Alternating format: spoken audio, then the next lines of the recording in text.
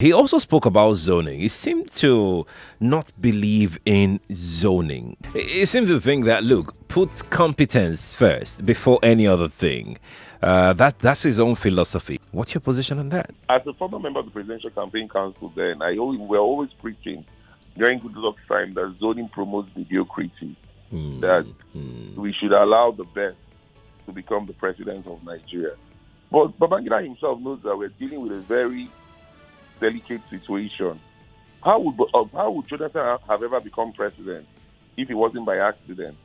How can a Bayelsa man, the state that has the lowest votes in the 36 states in Nigeria in terms of national and in terms of population and in terms of national spread? Right. How would they have ever thought of becoming of having a president come from Bayelsa?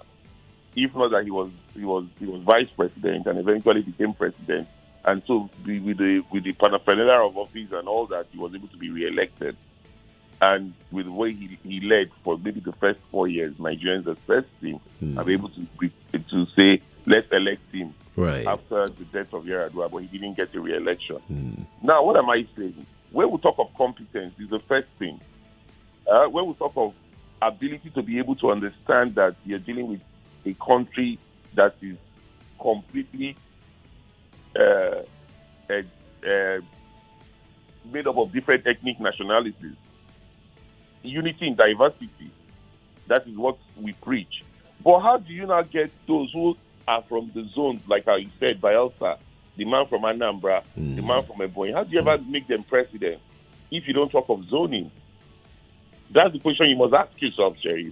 How do they get the northern votes? What's your thought about that? That, regardless of the number of political parties that we may have in the country, in the end, it will still end up being two-party system. Well, his analysis was apt. As a student of political science, one thing we were taught was in a multi-party system, you must give competition so that the people would have alternatives. So if I can choose party A, and Party A doesn't do well, I can think of Party B and Party C. But what Babangida was trying to say is that he got the NRC and the SDP because he always knew that Nigeria will end up with a two-party system. And you see, this theory has been proved right. Because what we have now, we have almost 70-something parties. But we just the PDP and the APC that are the parties that are dominated. ABGA is only controlling one state. So you cannot actually say that is a party to say, although they controlling one state out of the 36 states. So the two-party system offers an alternative. But one thing, again, I found out is that people don't believe in ideology. People don't even know that PDP is supposed to be a little to the left and not to the center.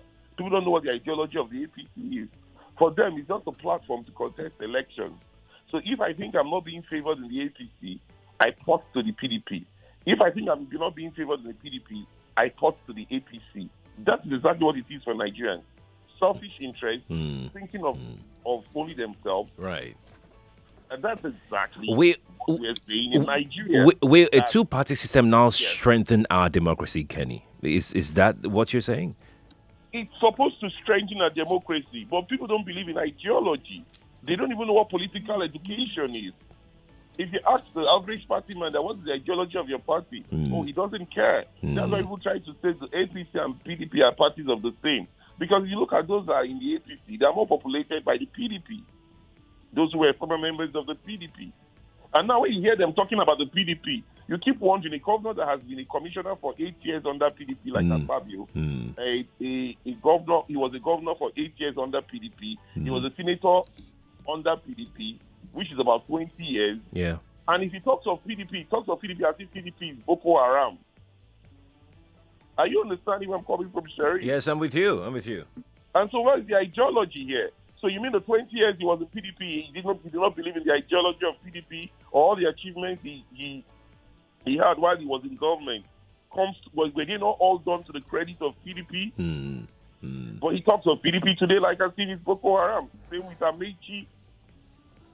Are you understanding? So the political elites themselves are the problems with the system, not the number of parties that we have. I'm saying. The political elites are the problem of the system and not the people. So the political elites will first of all purge themselves of their selfish and self-centered interests and thinking of only themselves. And we Right. can move forward in the political party.